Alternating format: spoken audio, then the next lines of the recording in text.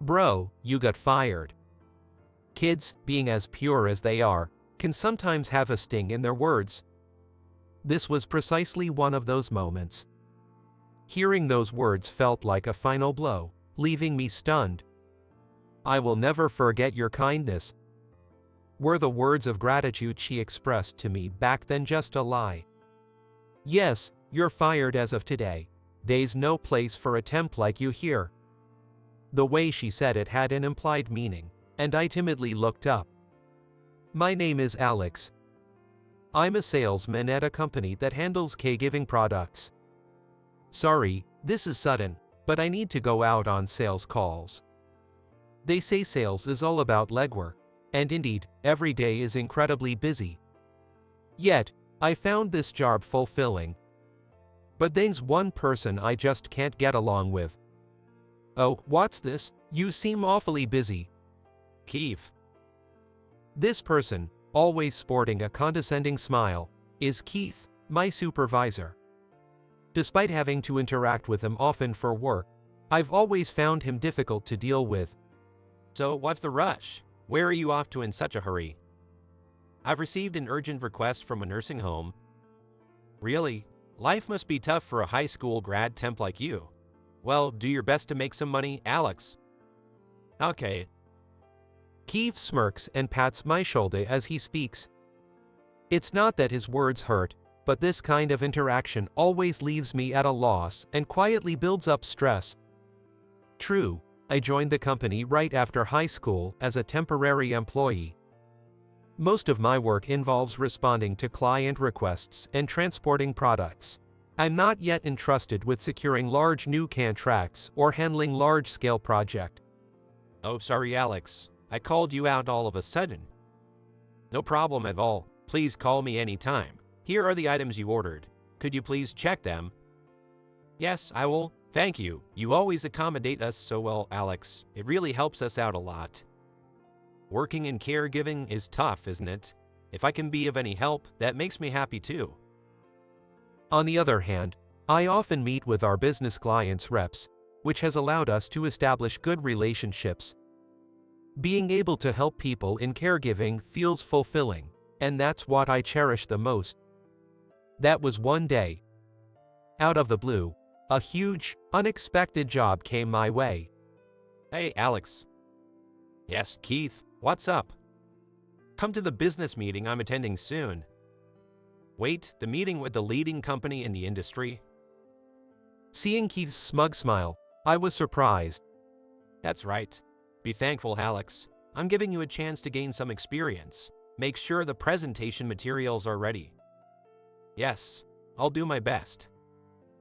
Such opportunities are rare. Though I had to work with Keith, the chance to be involved in such a significant project excited me.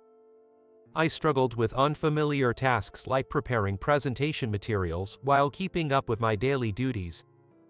And finally, the day of the business meeting arrived. "Good morning." Alex, why are you still here?" Arriving a bit earlier than usual, a colleague spotted me and seemed surprised. "What do you mean?" "Just a while ago, Keith hopped in a taxi heading to the venue. I thought you were with him."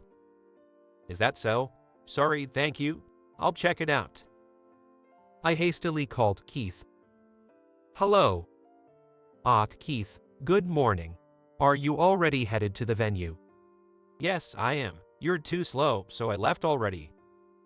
"Sorry, but isn't it still too early to leave?" "To avoid being late just in case, it's only natural to move close earlier, right? This is why temps are useless." "Sorry." "Well, anyway, you won't get reimbursed for taking a separate taxi. You should take the bus, got it?" "Yes, I understand." Although I didn't agree with Keith's reasoning, there was still plenty of time. I gave up and decided to take the bus to the venue as instructed. After clearing up some regular tasks at the office, I headed to the bus stop near the office to go to the venue. "Good, I still have plenty of time. I've got the presentation materials too." While checking the time and my belongings, I waited for the bus. Then, I spotted a little girl, looking down and distressed, at the edge of my vision. It's gone. It's gone. What should I do? The girl was muttering to herself with a face on the verge of tears. It seemed there were no adults nearby who looked like her guardians. The other adults waiting for the bus were all pretending not to notice her. Are you okay? Unable to just ignore her, I approached the girl. What's wrong? Are you looking for something? Yeah, I lost the wallet my mom gave me. I see. While listening to the girl, I looked around. At first glance, there was no sign of a wallet. What should I do? I can't even get on the bus now. Are you riding the bus alone? Yeah, my bus pass is also in the wallet. It's really important, and I lost it. The girl was holding back tears, her eyes brimming with them. All right, I'll help you look for it. Really? Are you sure? Of course, it's important, right? Let's find it. Yeah, thank you. I couldn't just overlook the situation. I decided to help the girl search for her wallet. We sifted through the foliage of street trees and peeked into roadside gutters. It's not here either. But we couldn't find anything that looked like a wallet. As we were searching, the bus I was supposed to take pulled into the bus stop. The bus is here. I'll try to manage on my own from here, so you should catch your bus. It's fine. Another bus will come along soon. Your wallet is more important. But don't worry. Remember I said we'll definitely find it? Let's keep trying a little longer. Okay. As I tried to encourage the girl, she nodded earnestly. And then, after searching for several more minutes, a little bit away from the bus stop, at the base of a hedge, I spotted a cute pink wallet lying there. Hey, could this be it? My wallet. Great, we found it. Look, the next bus is just arriving. Shall we ride together? Yes, thank you. Though the time for the business meeting was drawing close, I should still be able to make it just in time. I boarded the bus that had just arrived with the girl. This is bad. It looks like I'm going to be late. After parting with the girl and getting off at the bus stop near the venue, I hurriedly pulled out my phone while walking fast. Along the way, the bus got caught in traffic, causing a significant delay in my arrival. The business meeting was about to start soon. In a panic, I called Keith. Hello, Keith. It's Alex. Alex, where are you right now? The meeting is about to start. Sorry, I just arrived at the nearest bus stop. You just arrived. Why didn't you take an earlier bus? Well, I had lost something along the way, and the bus was delayed too, so it looks like I'll be about 15 minutes late. Lost something? Bus delay? Man, you really need to keep your excuses in check. On the other side of the phone, Keith exaggeratedly sighed. Fine, we'll proceed without you. Don't bother coming now. But what about the presentation materials? What? Did you really think I'd need materials made by a junior like you? Just head back to the office. Don't even think about coming here, got it? Wait, please, Keith, wait, Keith. He didn't wait for me to finish speaking and hung up the phone. I really messed up. I let out a heavy sigh. Clutching the bus delay certificate I had obtained just in case, I turned back the way I came, heading back to the office as instructed. Returning to the office without being able to do anything, my colleagues greeted me with surprised looks. Alex, what happened? Weren't you supposed to be at the meeting? Sorry, I made several mistakes, and Keith told me to return to the office. What happened exactly? Well, actually, just as I was about to explain, my phone in my chest pocket rang. It was Keith. I hastily answered the phone. Hello. Alex, what have you done? Ed. If you had come on time, none of this would have happened. What are you going to do about this? Please calm down, Keith. What exactly happened? What happened? We lost the deal, that's what. The contract fell through because you didn't show up. But it was you who told me to go back to the office. Don't make excuses. If you hadn't been late in the first place, this wouldn't have been necessary, right? That is. Huh? Forget it. I'm really disappointed in you. I'll be reporting this to the upper management. Prepare yourself for the consequences. Yes, I'm sorry. The phone was abruptly hung up. This situation seemed to be more severe than I thought, and a feeling of unease spread through me. Alex, are you okay? Yes, I'm sorry. I apologized again as the concerned employee peered at my face. So bad. That day, as I prepared to leave, I let out yet another heavy sigh, the count of which I had lost. Afterwards, it seemed Keith had gone straight home, and I hadn't yet had a chance to face him directly. Although my colleagues tried to cheer me up by saying, "Don't worry about it too much," I still felt a heavy burden. How should I apologize tomorrow? While pondering how to apologize to Keith, I walked through the company lobby when... At what? Why are you here? I was surprised when the little girl I had met at the bus stop earlier called out to me and ran over. What's going on? Why are you here? Well, I promised to go home with my mom, so I'm waiting here. Oh, so your mom works here too? Yes, just like you. She brightly said and thanked me again. Thank you. Because of you, I was able to go to school right after. That's good. Make sure you take care of your wallet from now on, okay? Yes. Her smile eased my heart. Though work hadn't gone well, if I could protect this little girl's smile, then it was worth it.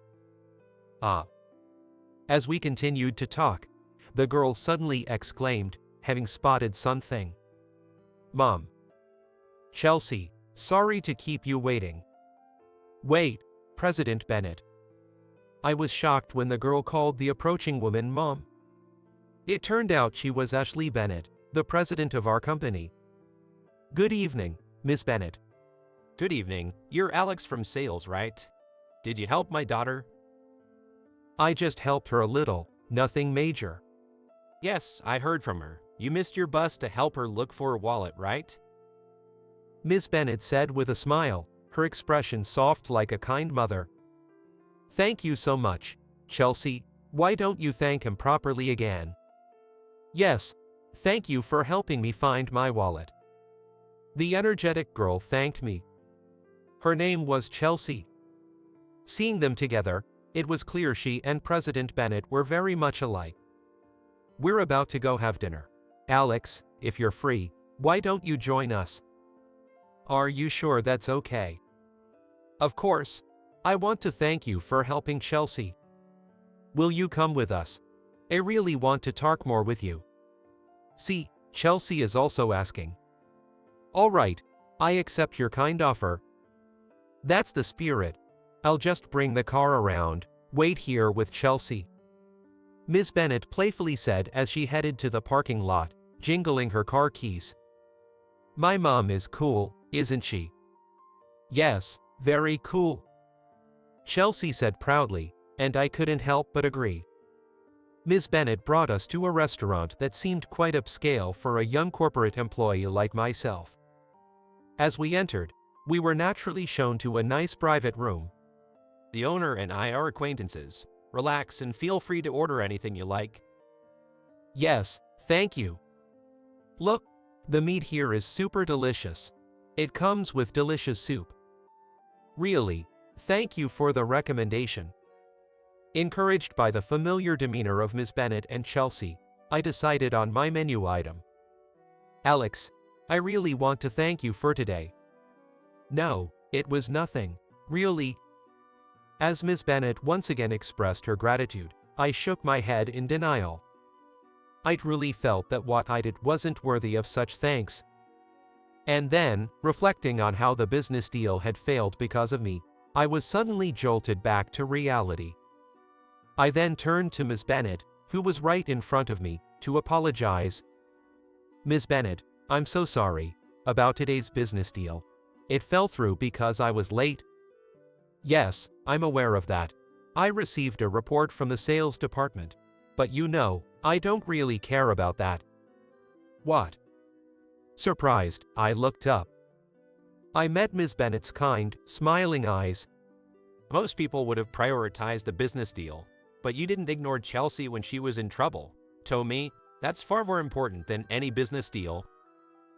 But Oh, and I'm not saying this just because it was Chelsea who was in trouble. It's your capacity to care for others that I find most valuable. So don't worry too much about the failed deal, okay? Thank you so much. Feeling a bit embarrassed but reassured, I thanked Ms. Bennett, who was almost motherly in her demeanor. Our ordered dishes arrived. Unable to decide for myself, I ended up ordering the same dish as Chelsea. We ordered the same thing. Let's eat together. I'm sure. Let's eat. The tender meat with creamy soup. Feeling almost like I had become one of Ms. Bennett's children myself, I blushed slightly. Noticing my reaction, Ms. Bennett narrowed her eyes in amusement. I'll make sure you get home safely tonight. You can even drink some wine. They have a great selection here. I recommend it. No, I mean, thank you. Alex, you're so modest. Tell me, why did you prioritize helping Chelsea over the business meeting? Well, that's because… Oh, sorry. If it's difficult to answer, you don't have to. I'm asking not as a president, but just as a curious mother. Saying that, Ms. Bennett gave a troubled smile. Her face was filled with compassion, and I couldn't help but see a resemblance between her and my own mother. She would understand and accept whatever I shared with her, I thought. The truth is, I still use the wallet my father left me as a keepsake. So when I saw Chelsea had lost hers, I couldn't just pass by. Oh, I'm sorry, I didn't know about your father. I didn't mean to pry. It's okay. My father passed away when I was young. Then you were raised by your mother. Yes, I'm really grateful to her. I want to make her life easier as soon as I can. That's why I'm also grateful to you, Ms. Bennett, for giving me a chance right out of high school. Thank you so much. That's very admirable of you. I'm proud to have someone like you in my company. She took a sip from her glass of water and smiled warmly. Alex, I really thank you. I will never forget your kindness. Her sincere expression of gratitude made her look truly beautiful. I was relieved to receive Ms. Bennett's forgiveness regarding the failed business deal. I thought to myself that I wanted to continue working under her leadership. Despite my resolution. What's this? Why is this here? The next day, I was stunned to find a document on my desk. Termination notice. I rubbed my eyes repeatedly, reading the document over and over again. But the words written there remained unchanged. How could this be? Alex, looks like you really did get the axe. Keith? Caught off guard by the voice from behind, I turned around. There stood Keith as usual, smirking in a demeaning manner. Keith, what does this mean? It's the obvious consequence, isn't it? You blew a deal with the industry's leading company. But, to fire me so suddenly, could there be some mistake? I don't know, it's an order from above. If you have complaints, go argue with Ms. Bennett directly. Ms. Bennett. But she said yesterday. What? What about Ms. Bennett? No, it's nothing. I stopped myself mid-sentence and closed my mouth.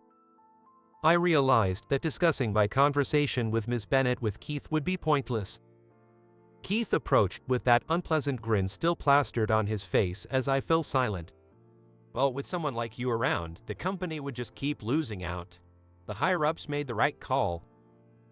With that, Keith patted my shoulder lightly. Take care, Alex. Clean up your desk, and then you can head out. And don't bother coming back tomorrow. Best of luck with your job hunting. Understood. My mind couldn't grasp the sudden turn of events. All I could manage was a weak nod in response to Keith's instructions. Why did it come to this? No answer came to mind. I staggered toward the lobby. Ms. Bennett, were your words yesterday a lie? The image of her kind expression haunted my thoughts. Could it be that her smile yesterday was deceitful? I didn't want to believe it. Trying to keep the rising dark emotions at bay, I struggled to control myself. That's right, I should check with Miss Bennet. It might be a misunderstanding. I wanted to believe that.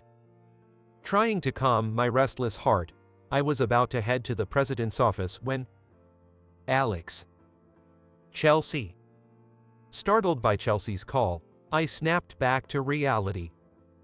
Waving energetically, Chelsea ran towards me. Are you done with work for today, Alex? Yeah. I thought so. What do you mean by thought so? Her remark struck me as odd. Wondering what she meant, I asked her directly. Chelsea, do you know something? Yes. Mom said yesterday that you were fired. What? For a moment, I couldn't believe my ears. Tentatively, I asked again. Fired. Is that what she said? Yes, that's right. So, you see… Chelsea. Miss Bennet's voice echoed in the lobby, interrupting Chelsea's excited chatter. Oh, Mom. Now, we had a deal to go straight home today, didn't we? But I wanted to see Alex soon. Oh, Chelsea. Miss Bennet. Feeling unsure and unable to see the whole picture clearly, I tentatively broached the subject with Miss Bennet. Alex, sorry about that. Chelsea has been worried about you since yesterday. It seems she came to see you. That's okay. But, Miss Bennet, about this. As I spoke, I handed her the termination notice that had been left on my desk. Miss Bennet, could you please explain this? I'm sorry, I just can't understand it. Oh, this is… Taking the termination notice from my hand, Miss Bennet tilted her head. Well, you're terminated as of today.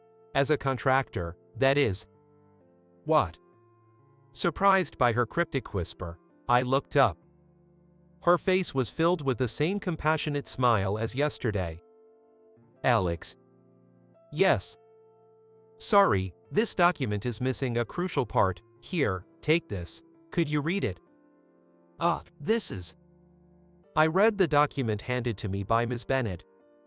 It contained unbelievable news, and I looked up at her in astonishment. Miss Bennet. Yes, Alex.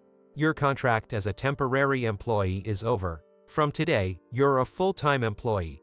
You'll be transferred to a new department, working as my personal assistant. Why would someone like me? I was greatly perplexed. Being the personal assistant to Miss Bennet was a prestigious position held only by the elite within the company.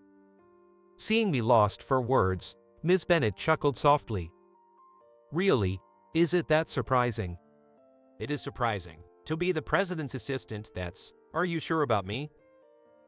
It's you I want. Alex, you see, I'm a single mother too. Really? Surprised, I watched as she smiled sadly and gently pulled Chelsea closer. When Chelsea was still in my belly, my husband passed away. I took over this company from him. I see. Alex, I wanted to support you. Becoming a full-time employee would allow you to give your mother more peace of mind, I thought. Was I being too meddlesome? Not at all. Not at all. Overwhelmed by surging emotions, my heart trembled. Unable to articulate my feelings well, I simply conveyed my heartfelt thanks to Miss Bennet with great fervor. Thank you so much, Miss Bennet. I will do my best from now on. Good, I'm looking forward to working with you, Alex. Thus, from that day on, I began working as the personal secretary to Miss Bennet. From then on, I spent most of my days alongside Miss Bennet. Alex, Chelsea will be coming to the lobby after school today. Could you please go home with her first? Yes, sure. Part of my duties as Miss Bennet's secretary seemed to include being a companion to Chelsea after she returned from school. Alex. Chelsea, sorry for the wait. I'll be going home with you today. Yay. Hey, tonight's dinner is curry. Mom was so excited yesterday, she made enough for you too, Alex. So let's eat dinner together today. That sounds great. I'm looking forward to it. While I take care of Chelsea, Ms. Bennet treats me kindly in both professional and personal aspects.